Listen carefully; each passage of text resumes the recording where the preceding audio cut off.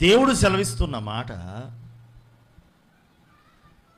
దీనులైన వారిని పెంట కుప్పల మీద నుండి లేవనెత్తువాడు కదా ఆయన.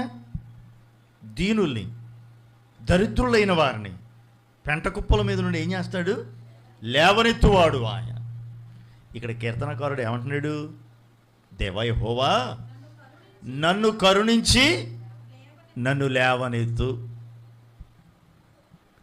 దీనునయ్యా కరుణించు.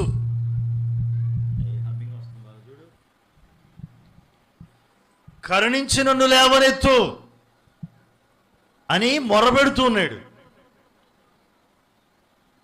ప్రార్థిస్తూ ఉన్నాడు. నన్ను లేవనెత్తు. లేఖనాలు ఉన్నాయి, ఆయన దీనులను లేవనెత్తువాడు.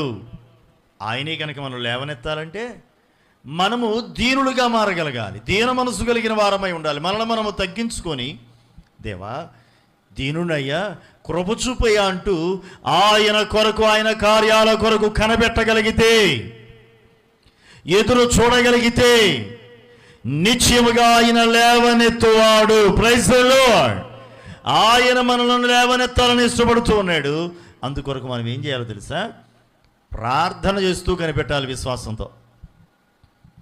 విశ్వాసంతో కనిపెట్టు దేవుని కొరకు.